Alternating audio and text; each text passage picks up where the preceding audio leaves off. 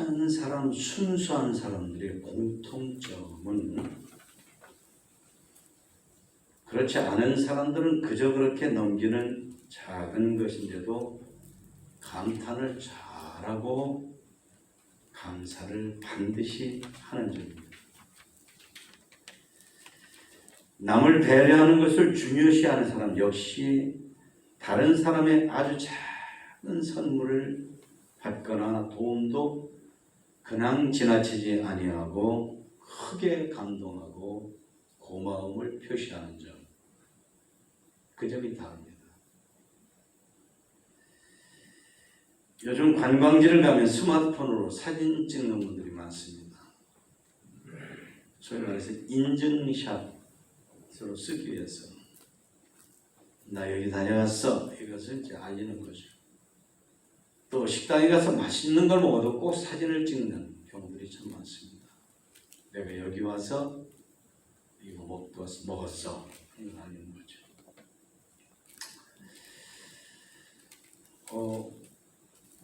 내가 여기 다녀가는 게 참 고마워. 여기 와서 이걸 먹는 게 고마워하는 마음이 그 인증샷을 찍는 마음속에 전혀 없는 것은 아니겠지만 그래도 나 참 여기 다녀가는 게 고맙네. 이렇게 맛있는 음식을 먹는 게 너무나 고마워 하는 이 마음이 인증샷을 찍는 마음보다는 아무래도 좀 적지 않나 싶습니다. 시편 23편 지금 읽은 말씀은 감사라는 단어가 하나도 없습니다. 하지만 이 시편 전체에 특히 하나님께 드리는 감사, 자신의 인생을 감사하는 감사의 마음, 믿는 마음이 꽉 차 있는 그런 말씀이다 하는 것입니다. 다윗은 이 말씀 1절에서 여호와는 나의 목자시니 내게 부족함이 없으리로다 라고 고백합니다. 부족함이 없다라는 것은 만족한다, 모자라지가 않다, 아쉬울 거 없다는 것입니다. 예. 그러니까 이것은 다윗이 물론 왕으로 지냈으니까 온갖 것들을 많이 누린 사람이죠. 많은 그것보다는 하나님과의 관계성 속에서 그 고백을 하는 것입니다. 이스라엘은 양을 비롯한 짐승을 길러서 먹고 사는 목축업 산업지역입니다. 예. 그래서 목자와 양이 어떤 관계인지를 문화적으로 삶의 자리에서 너무나 익숙한 그런 사람들입니다. 그래서 구약성경이나 신약성경에는 하나님과 하나님을 믿는 이스라엘 혹은 믿는 사람들의 관계를 목자와 양의 관계로 빗대어 말씀하신 말씀들이 많다는 것입니다. 목자는 양을 보살펴주고 양은 목자를 잘 따르고 의지하는 관계. 그게 바로 이스라엘 백성을 돌보시는 하나님과 그리고 하나님이 택해 주신 이스라엘의 관계해야 된다 하는 거죠. 뿐만 아니라 이스라엘 아니고 하나님을 믿는 모든 사람도 역시 이스라엘처럼 하나님과의 관계가 목자와 양의 관계여야 함을 말씀하는 것입니다. 다윗은 그의 평생에 하나님께서 목자가 양을 보살펴 주듯 하셨다라고 합니다. 오늘 말씀은 그의 평생에 하나님이 주신 은혜를 구체적으로 간증하고 있습니다.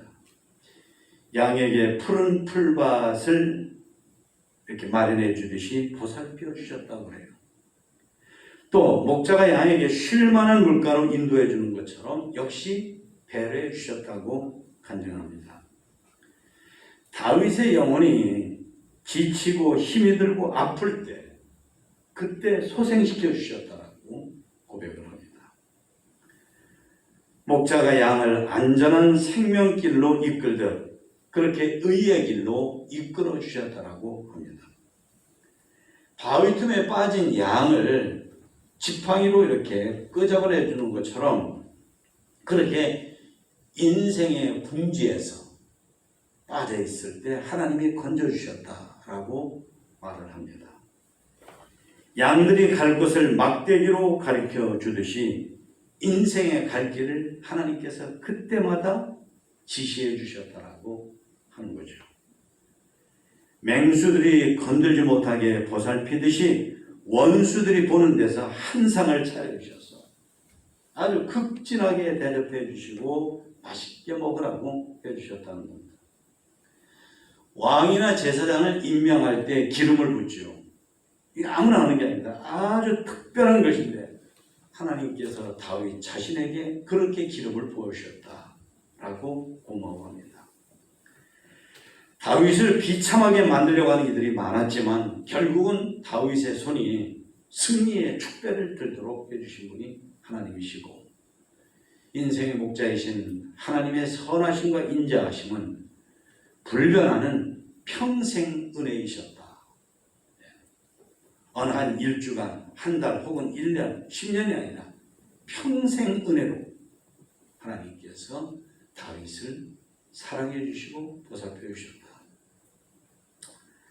그리고 하나님의 집에서 영원히 사는 복을 주셨다라고 간증을 합니다. 어느 시내버스에 아주 예쁘고 단청한 여고생이 버스를 탔습니다. 차에 탄 모든 사람들 마음속에 어떻게 저렇게 여학생이 예쁘고 단정하고 저런가 생각을 하고 있을 때쯤 갑자기 그 여학생이 아빠다! 하고 밖을 내다보고 심지어 이 창문이 열리는 시내버스도 열리는 경우도 좀 있죠. 창문을 열고 아빠! 하고 부르는 걸 봤어요. 거기에는 남루하게 입고 그리고 니아카를 끌고 집을 싣고 가는 중년 아저씨가 있었던 것입니다.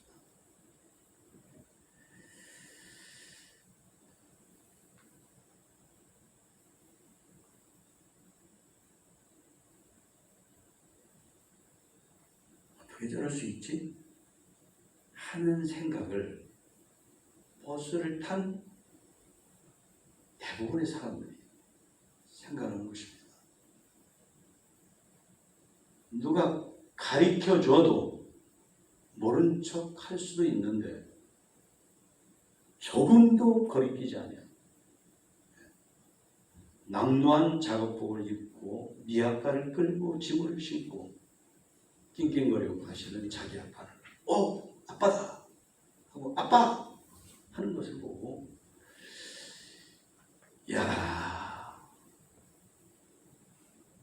참 좋은 딸이고 행복한 아버지다. 참 좋은 딸이고 행복한 아버지다.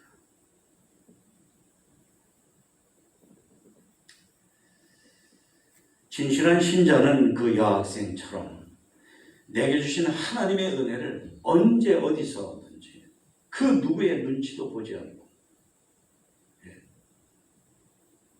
하나님 감사합니다. 저는 하나님 때문에 아쉬운 거 부족한 거 아무것도 없습니다.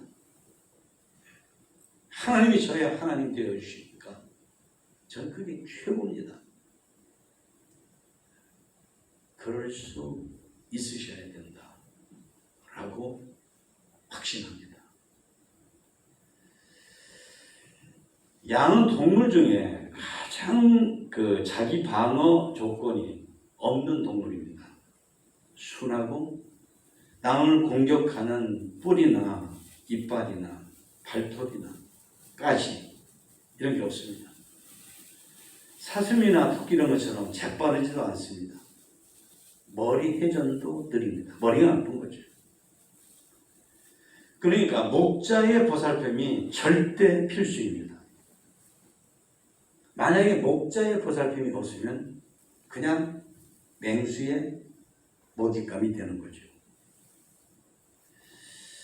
그런데 다윗이 나는 양입니다. 그럽니다. 그러면 다윗이 일반적으로 인간들을 보통 사람들하고 비교해 볼 때 다윗이 정말 양처럼 약하고 무능한 존재인가? 우리 다 아는 것처럼 그렇지 않습니다.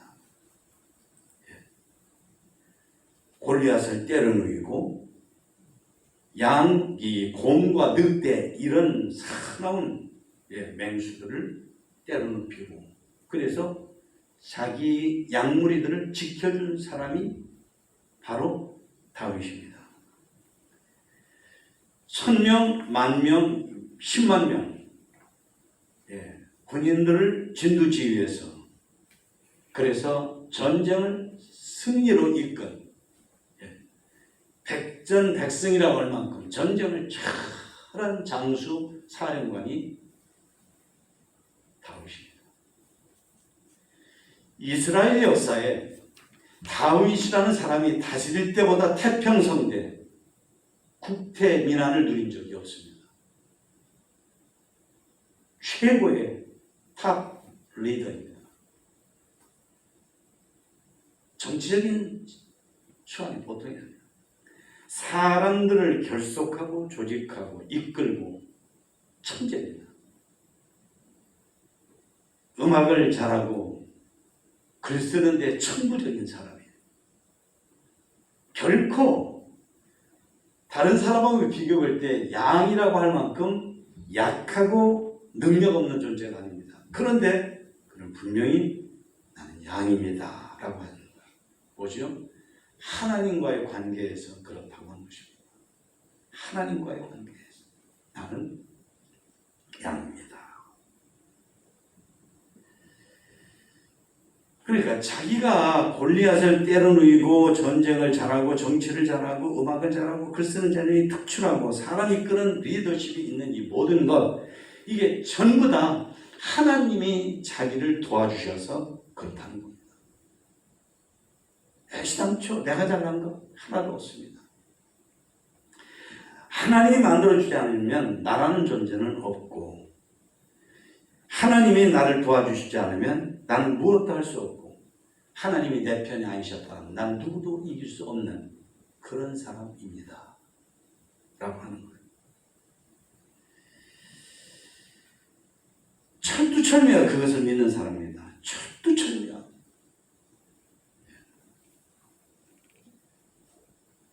다윗은 자기가 목자였던 사람입니다.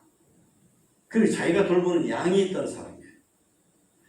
그래서 양이 좋은 풀을 뜯고 그리고 맑은 물을 마시고 맹수나 이런 것들로부터 안전하고 밤에 강추위 낮에 폭렬하는 장렬하는 태양 이런 모든 것들로부터 양이 안전한 것은 그건 전적으로 목자의 돌봄 때문인 것을 양은 몰라도 목자였던 다윗은 알아요.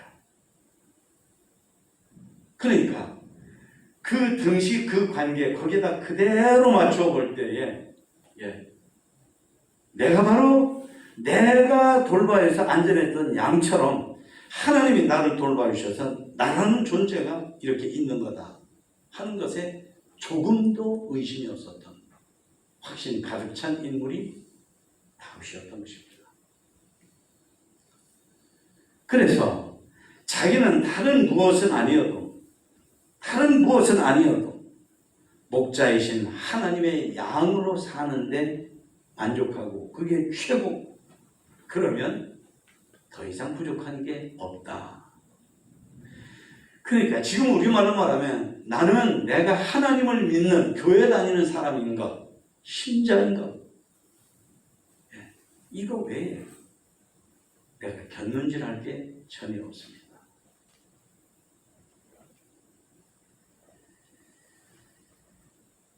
그러니까 다윗이 나는 부족한 게 없습니다 하는 것은 그런 큰 태들이 그런 커다란 전제에서 모든 걸 감사하는 것입니다. 그러니까 다른 어떤 조건이 감사한 조건이 있어서 감사한 게 아니라 그냥 감사하기 때문에 감사하는 사람. 다윗입니다. 송정림 작가가 감동의 습관이라는 그분이 쓴 책에서 자신의 고민을 이렇게 얘기합니다. 나는 나의 기대에 넘어서는 일들에 감동하곤 했습니다. 미처 생각하지 못했던 선물, 예상을 뛰어넘는 성과, 뜻밖의 나를 알아주는 누군가의 마음. 그런데 그런 일들의 반복은 오히려 감동으로부터 나를 멀어지게 만들었습니다.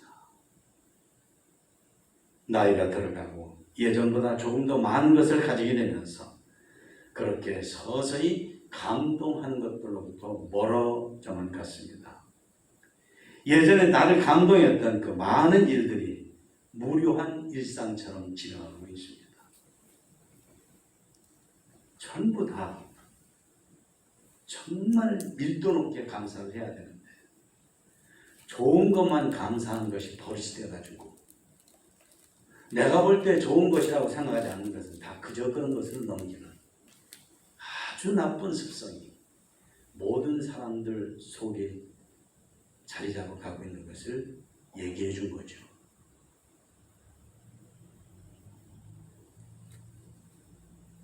사람이라는 게 삐뽀삐뽀 소리 내면서 병원 중환자실에 끌려가서야 비로소 내가 그동안에 하루밥 세끼 잘 먹고 화장실 가고 숨 쉬고 사람들하고 웃어가며 얘기하고 이런 것이 얼마나 기적 같은 아니 기적인 은혜인 것이다. 그때 그래서 깨닫는 어리석은 그러면서도 되지도 못하면서 된 줄로 착각하고 함부로 말하고 행동하고 그런 게 우리들이다 하는 것입니다. 그렇습니다. 우리는 누가 봐도 감탄할 것을 얻었고 받았고 이루어졌는데도 그거 뭐 별거 아닙니다. 그거 다 있는 겁니다. 이런 식이란 말이죠. 그러니까 우리는 불행합니다. 지금 돌이켜보니까 이 설교를 준비하면서 제가 대학교 1학년 충남 홍성의 시골뜨기 촌뜨기가 대학에 갔는데 형편 앉아보니까 어디 하나 입을 만한 옷이 없습니다. 그때는 형편이 안 좋은 사람들은 이제 난방 이렇게 맞추는 데 가가지고 옷을 입고 바지를 이렇게 마치 입고 그랬는데 어떻게 돈을 조금 마련해가지고 겨우 그런 것을 난방을 맞춰 입고 바지를 입고 지금 생각하면 참 모양이 우스꽝스러워요. 그래도 좋았습니다. 만족하고 그때 비하면 지금은 옷이 많아요. 참 감격스러울 만큼 많은데 그때 그 감격이 나에게 있는가? 없어요. 그런 내 마음, 그런 제 모습에 참 마음이 안타깝습니다.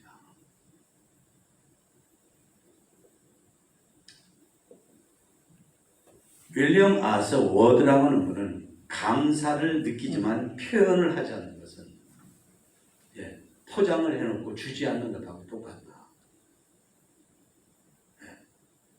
감사를 느끼면서 실제로 감사를 표현하지 않는 것은 누구에게인가 준다고 하면서 포장을 해놓고 그것을 끝내 주지 않는 것하고 똑같은 것이다. 똑같은 것이다.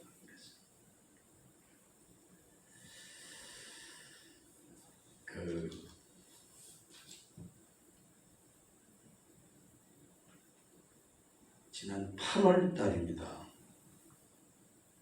대구에서 10대 아이들 두 아이가 할머니가 너는 왜 급식 카드를 가지고 편의점에 가서 먹을 것도 사오지 않고 너희들 하고 싶은 것만 대대로 쓰고 그러느냐. 평소에 할머니가 얘들을 키웠으니까 잔소리 좀 하셨겠죠. 이 녀석들이 형이라는 녀석이 야 할머니 어떻게 하자. 그래놓고는 부엌에 가서 흉기를 가지고 할머니를 한 60곳을 찔렀어요.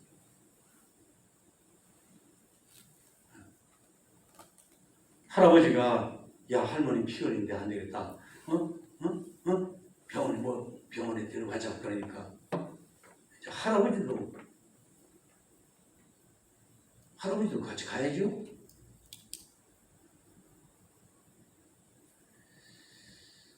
그러니까 어떤 흉기보다도 더 흉기가 감사하지 않는 인간입니다.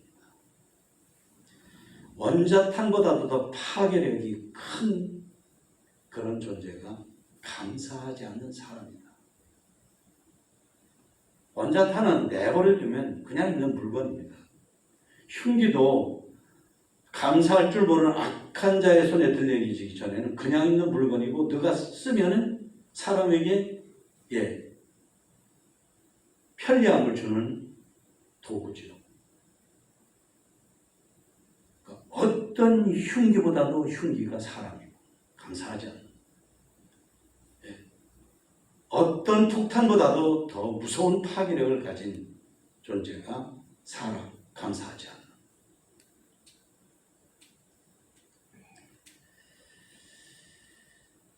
반면에요, 며칠 전 신문에 보니까 캐톨릭 국가의 나라인 브라질에서 빈민가 등 이런 험지에서 31년 동안 전도하시고 구제하시고 지도자를 양성하시고 이런 일에 한결같이 헌신하셨던 선교사님 한 분, 이 박동주 목사님이라는 분인데 카톨릭 국가예요. 개신교한테 쉽게 곁을 주지 않는 문화권입니다. 그런데 박동주 목사 도로를 만들어준 거예요.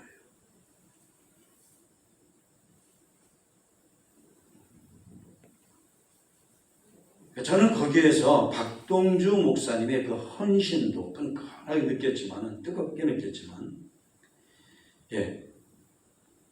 그분에 대한 고마움을 표시하는 브라질 사람들의 심성이라고 할까요? 마음이라고 할까? 생각이라고 할까?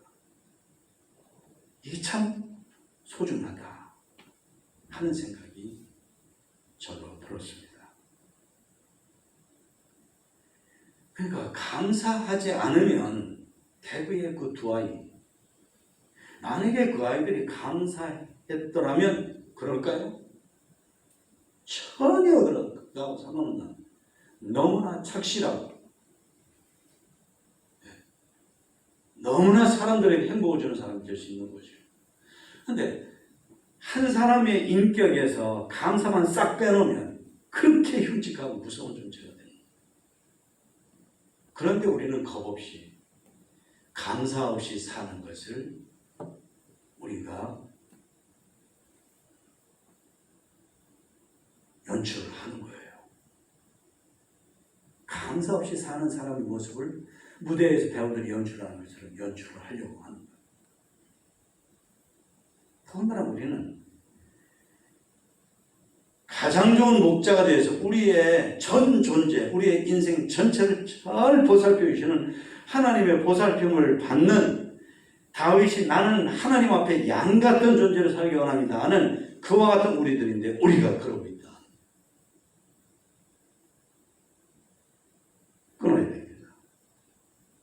이제는 그러지 않을 거야 하는 마음을 먹는 것이 우리에게 절실합니다.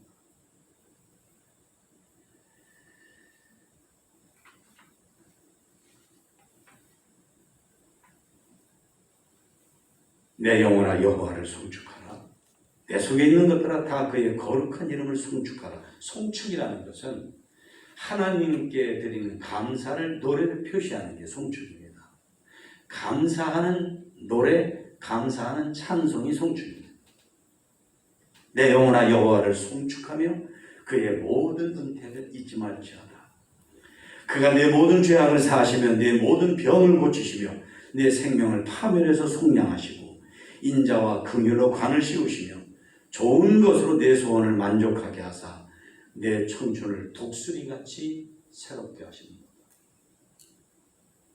그러니까 인생을 다윗 같은 경우는 송두리째 감사하는 거예요. 그 감사의 높이, 넓이, 깊이가 우주적인 것입니다. 예. 그 어떤 것이 고마워서 아니에요. 내 존재 전체가 고맙고 내가 살아가는 이 인생 전체가 고마운 거예요. 왜? 하나님 때문에. 왜? 내가 하나님께 돌봐주시는 양으로 사는 것이 좋아서. 하나님이 나를 알뜰살뜰 보살펴 주시는 그 은혜가 너무나 고마웠어.